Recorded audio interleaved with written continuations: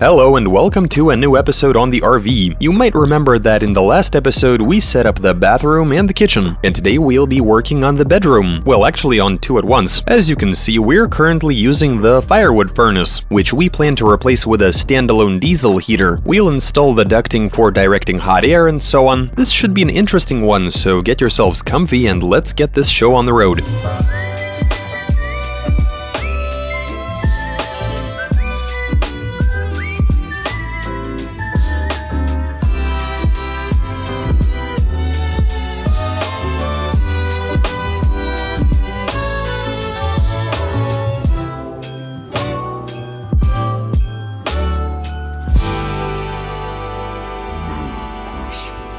We'll be working to convert this space into two separate bedrooms. There's quite a serious echo in here at the moment, but at the end of this episode we'll see a completely different picture, I promise. Between the windows we've got a width of 90.5 inches, and the idea is to set up a section with two beds and another with just one.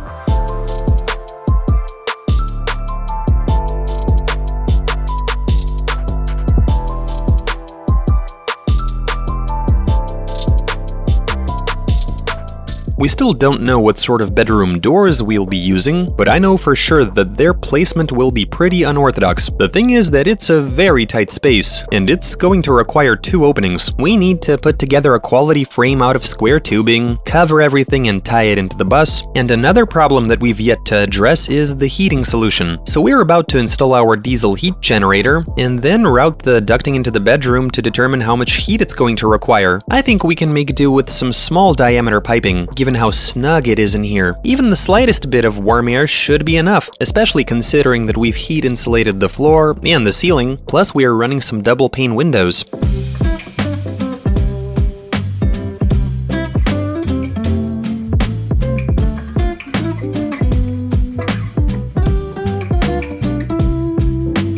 So choosing a heater was pretty hard actually. Quality units are way more expensive than the Chinese knockoffs, and it's not even on the same order as an iPhone and some Chinese smartphone. The difference is pretty outrageous. And how much does a good one cost? I saw a used one for sale for almost $3,000. The one we bought costs only $170. It's worth pointing out that this one is new. I bought it from a reputable store. As far as I hear, they barely ever break, so everything should be good. I say it's time to unpack it and have a closer look. And straight away I see the ducting. So this is the diameter we'll be using. It's not too big, is it? Can you imagine how hot it's gonna be in there if we feed it this much air? Now this is the duct that attaches straight to the heater. We can route it to the center of the bus and branch off smaller ones, which can be fitted with valves to modulate the heat. That'll direct air to the rear. And so here's the heater itself. The casing is made from aluminum. The diesel fuel burns inside. Air goes through the core, comes out warm on the other side, and from there it heats up the cabin. Does it take air from inside the cabin or from outside the bus? If the weather is too extreme, like minus 40 degrees, then I guess we'd be better off using air from the cabin. Otherwise, I think fresh air should do it. Here we have an exhaust tract, which is fire resistant of course, so it's running an electromagnetic pump, which is gonna be constantly ticking, so it's intermittent fuel supply.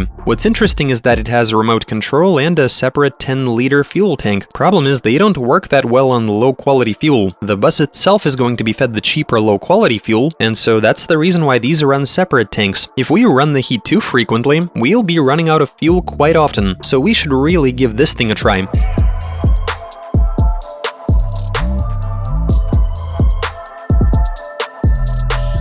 We can put together a dedicated tank for the heater. We pour in the diesel fuel and it'll be completely separate from the engine fuel system. It's a good thing that we basically have unlimited space in the subfloor. Even if we use a tank with a volume of like 20 or 30 liters, it should last us for quite a long time. Another lifesaver is that firewood furnace we have. We are definitely gonna keep it in here. So whether we integrate it somehow or just stow it away in the cargo bay to install underneath the hatch like we've already been doing, it's gonna serve as a last resort. I see it placed in this area. We've already got a boiler in there for the bus's engine, and the fuel lines are down there if we decide to tap into the main fuel system. This is essentially the middle of the bus. This is where the heat is coming from, and there's no need to reroute anything in this area. All we need is one air channel going to the rear. I guess you could say that we'll be reinventing the heating system again, since we're complementing the furnace with a standalone heater. In future episodes, we might even add an electric heater, given that you can usually find a power source at a camper park. You plug it into a 220 20-volt outlet, and you don't have to waste any of your own resources. Yep, plus they're pretty simple in design, so we could just get a basic electric heater, hang it somewhere, and call it a day.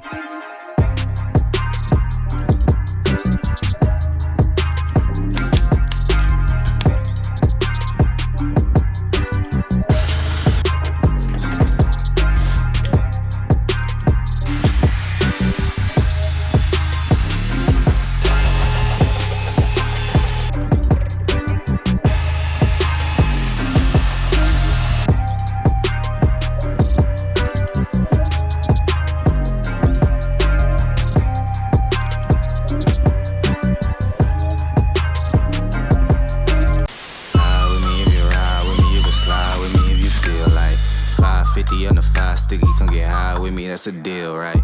So this door is a derivative of what came with the bus. See how much they look alike? We carefully trimmed it down, and it looks just like the original, as if it were like this when we bought it. There is a slight drawback in it not going all the way up, but I reckon the opening is big enough. We really don't need the door to be this tall. And then there's the matter of the ceiling forming an arch. That would have given us a bunch of trouble, and so we've decided to make it short, though it's still very usable. I don't think we'll need any more than this. If we imagine for a second that we're running a 40mm tube from this edge, we only had about 2 inches of extra space anyway. As it is, it looks like a saloon door from an American Western. Now we just need to hang a second door and allow them to swing. Let's get the second one.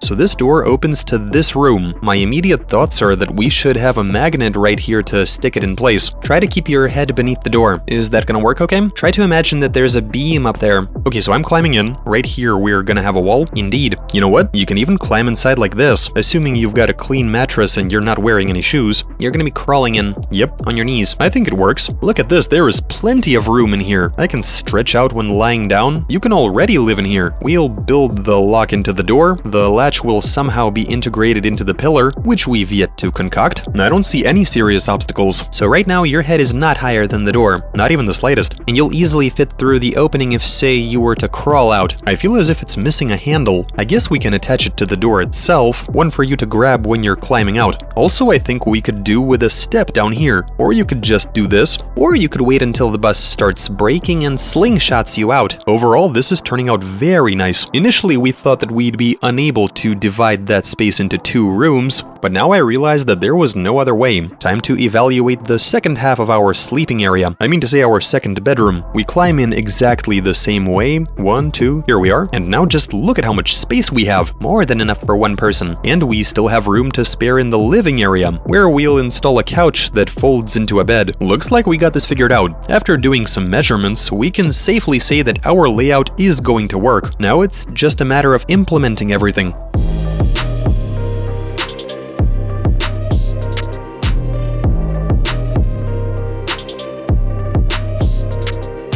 Here's where the closet will be located. We are not going to be able to set up any storage in the bedrooms, given there's simply not enough space. So here we'll have a 24-inch closet. You open the door like so, and inside we'll have multiple shelves, which will accommodate all of our stuff, anything that might come in useful in our travels and that can't be stowed in the cargo bay for whatever reason. So on the other side of the closet, we'll have an extra 8 inches. We'll cover that space with a decorative panel, and from here there's going to be a door that allows access to the closet, which will be for hanging any jackets and coats. So we take a hanger, open the door, and hang it in there like so. We'll have a valet rod that slides out, so it's in there. Now we close the door, and we can even have 2 rows set up. So 1 valet rod up here and the other down here. The whole thing is going to be about 8 inches deep, perhaps even a bit less. It's all going to look very nice. And on top of that, we'll have 2 separate spaces for hanging and for shelving stuff.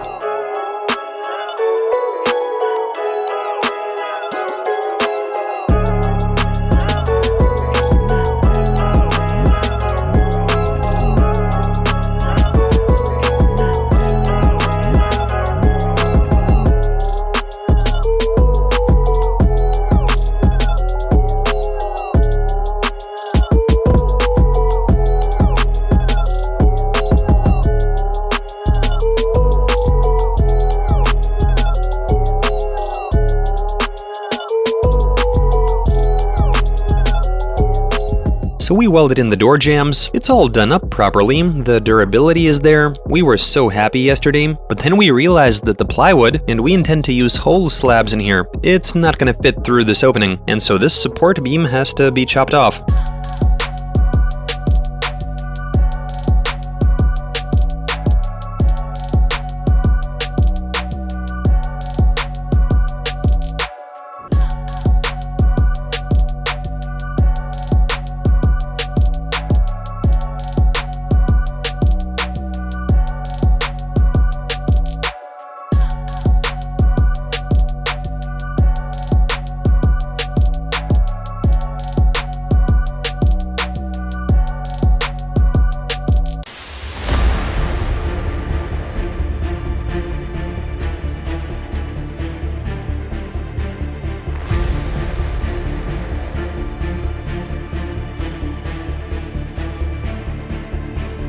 So this has been going on for a couple of weeks. You see, we were expecting it to start getting warmer outside, but the forecast is getting progressively worse every day. We're unable to work on the bus, and there's nothing we can do about it. The build is temporarily frozen. -10 to -8 Celsius is somewhat bearable when you've got the furnace working all the time, but right now the temperature is like -15. We weren't able to set this heater up in time, and that furnace is no longer cutting it. Why don't we check out what we've accomplished so far? So first off, we fitted the doors. The two bedrooms are separated by a divider, so that's in there. Everything is tied together in this area, and our bus is slowly transforming into a bunker. We've got quite the sandwich in there. Sound deadening on either side, some plywood, more reinforcement, which we made from square tubing. Those we welded to the body of the bus. Everything is bolted down. It's all very robust. We still have to do something about this. It's only the middle of January, and the cold weather can easily last all the way through March. If it gets at least above -10, we will be able to get some work done, maybe seal a few gaps, and hopefully continue the build. After filming inside the bus, we made it to the garage to get warm. Here it's only -4 degrees. That feels warm. You immediately want to undo your jacket. We are experiencing a really cold winter this year.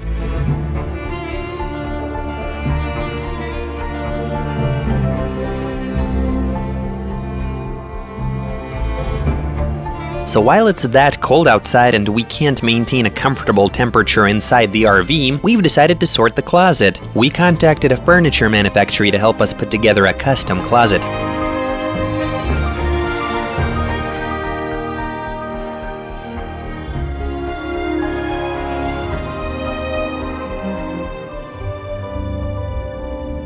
So our closet is almost complete, and have a look at this. These are the door handles we'll be using. They are so well furbished, aren't they? The colors are exactly the same as in the kitchen. These are the main doors for accessing the closet. The handles are at different heights to make them convenient to grab. You've got a gap between them. They are running a massive operation in here. Now, I did say that Alex was a master carpenter. This ain't the last time he'll be helping us out, I think. So we've already put together the kitchen from scratch. We will come back here if we need something else cut out. And here we have the template that Yegor put together back in the bus. Check it out. So we used this to make all of the pieces for the closet. This part is uneven. It's not a straight angle. Same story here. And we have no idea from where to start measuring. No matter how you place it, the upper part grows. The closet might get out of proportion. It's time for some test fitting to make sure the separate pieces come together like they should. But that's not even the end of the story. There's still the matter of piecing all of this together in the bus. Then again, if something is off, we can always do some trimming, pull stuff together. You know, it's not like we're gonna make a new one, right? Of course. This is a very complicated process. When the engineer saw that template for the first time, he was like, "What the hell is this? What do you want me to do with this?" He did not understand what you guys had in mind. But after some deliberation, we figured everything out. There are a few ways we can seamlessly integrate the closet into the kitchen. The idea is to make sure the closet doesn't stick out relative to the countertop. Even if we miss by a few millimeters, we can always tear off the edging in the back and find the extra space we need. The most important thing is how long all of this took. After the engineer figured out what to do, all it took was 4 work days to put everything together. That's all it took to fabricate a proper closet. Which is interesting given that we're working with unconventional shapes that nobody has ever done. Everybody had a hand in building this closet. Everybody working at this manufactory did their part.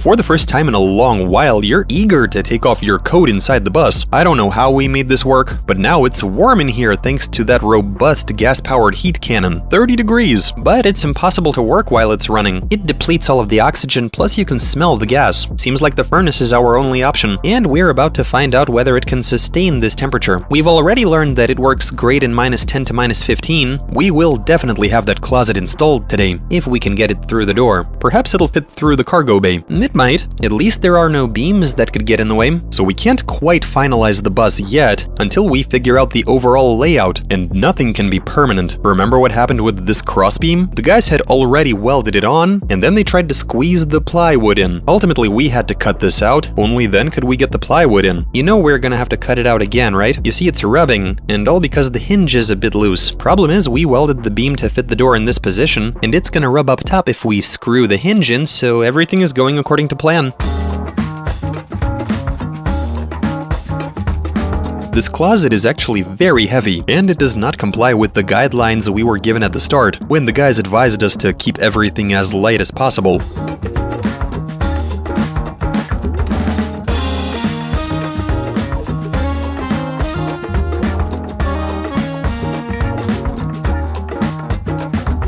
So the closet is in. That was a good warm-up. I'm starting to question what our problem was all of this time. In here, you feel like you're in Dubai.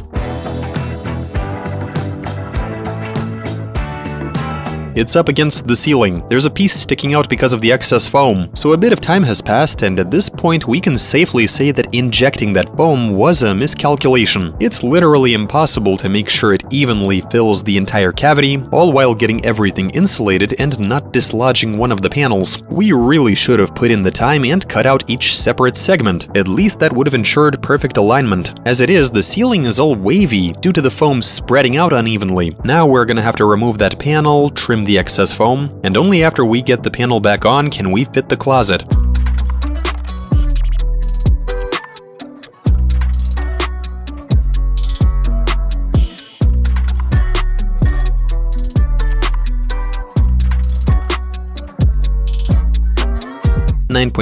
Here we got 11.7. This all looks pretty grim. The batteries are flat, despite even having been charged. So we're about to install the heater, and for that we need a stable 24 volts. No need to drain them any further, I guess. Time to install that heater.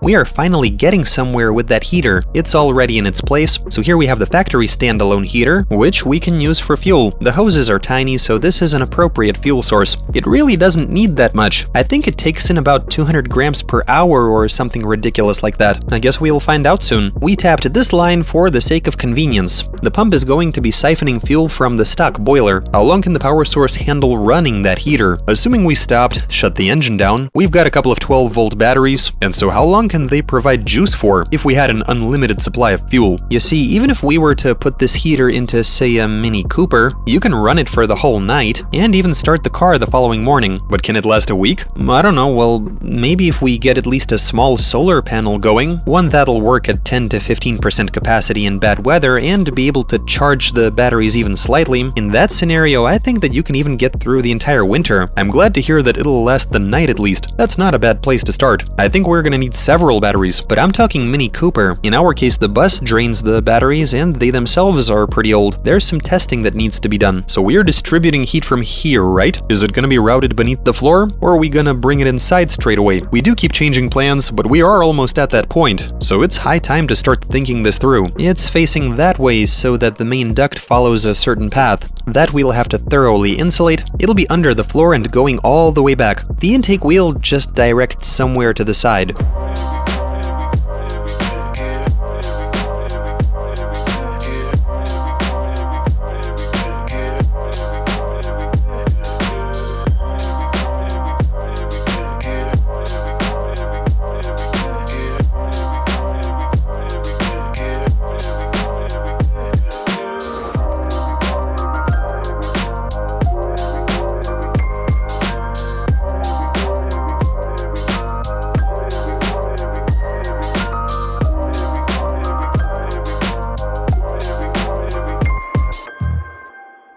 Check out how amazing this looks. We've thrown some mattresses in there, and they fit just beautifully. We didn't even have to cut anything to size. The mattress is literally inviting me to lie down. Oh, this is sweet. This is starting to become a very cozy house on wheels. I'm enjoying this. And this is just one tiny step in the way of making this a cozy place to be, but it's looking good already. If you look over here, we've actually got a slight gap. The thing is that there's gonna be condensation forming, and we wouldn't want the mattress to soak it up. This is nice. And we have about 4 inches of room to spare. We can even fit 2 people in here. On the other side, the mattress is about 8 inches narrower. And just look at how nicely it fits in there. Now imagine how it's gonna look after we get it clad. When we install a few shelves, we already set up a bathroom, a kitchen, and soon we'll be doing the living room. We are really getting somewhere with this.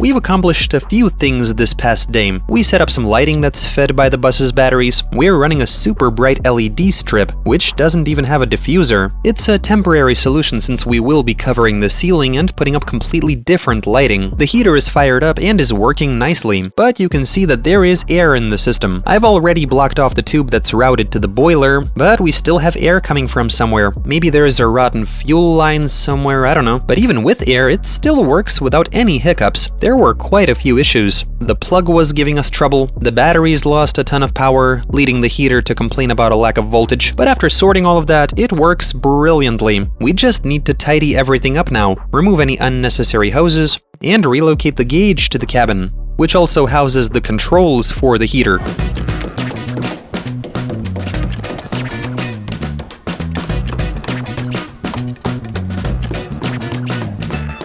And now you can firmly close the door.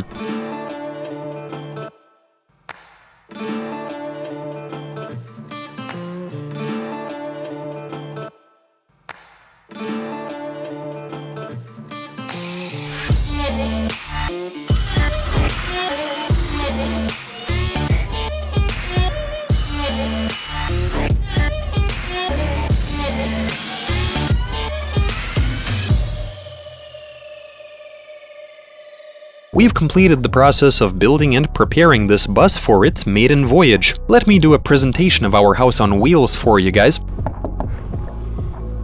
It all starts at this powered door, which is quite effective at keeping the heat in, and just look at how clean and nice the cabin looks, and how much space we have. We've reinstalled these seats, which are for when the bus is moving. Now I think this is the last time that they're in here, but we are going to need them for the time being. Now in this area you'll notice that we have a working standalone heater. We set the temperature and it blows a considerable amount of hot air. We will see how long it lasts, but from the looks of it we got a robust heater. Here we have a supplementary last resort heater in case nothing else is working. You can always find some firewood in the forest to put in this thing if you found yourself in a survival situation. Plus we have a closet now. From this side you insert coats, sweaters and what have you. This doesn't really work for winter coats though, does it? Next to that we have two doors. Inside we have plenty of shelves. We've even placed a few things onto them. A sleeping bag. Down here we have a few drawers. They're empty at the moment, but when we embark on a journey, there is going to be all sorts of stuff inside them. The closet then flows into the kitchen, which has a matching color scheme. It all fits together nicely. There are a few rough spots, but we will sort those out in future episodes. Next up we have a gas stove, and it even works, and we're good to cook. There is a caveat in that these cabinets need to be open when you're cooking, otherwise this edge is going to peel off, given there's no ventilation. So for the time being, this is how we're gonna have to treat this area. You would have noticed that we've put a few pots in there, some matches, a lighter. This is all very pleasant to look at. And now we get to the interesting part. Here we have the two bedrooms. The doors are lacking handles at the moment. That said, we did figure out an easy way to get them open. Check this out. All you need to do is give it a push. The door is held in by a ball, which slots into this orifice, and now we're free to check out the bedrooms.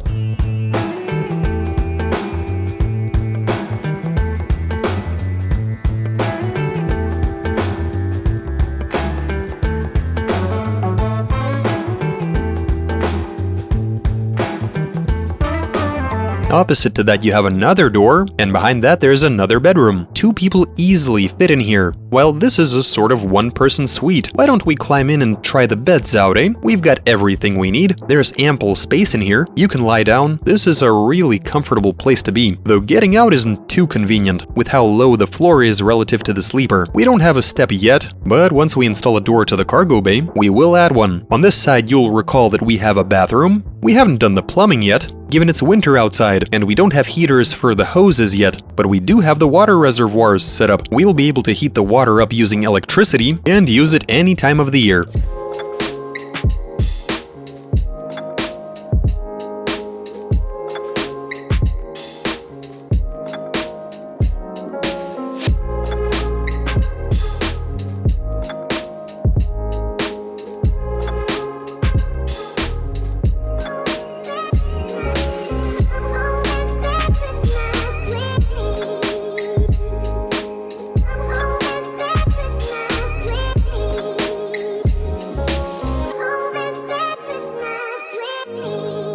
And so that does it for this episode. Next time we'll be going for a drive. We're embarking on a small expedition, and we might even stay the night inside this rig. We already have bedrooms, a bathroom, a kitchen, and some sort of living area, even though I'm not sure you can call it a living room. Okay, so now comes time for testing to see how warm and comfy it is during actual use, and from there we figure out what to revise and put together a new plan. Subscribe so you don't miss what's coming out next, and that'll be all for this one. Big thanks for tuning in, and hopefully you enjoyed watching this episode. Subscribe to keep up with our latest uploads, and see you soon.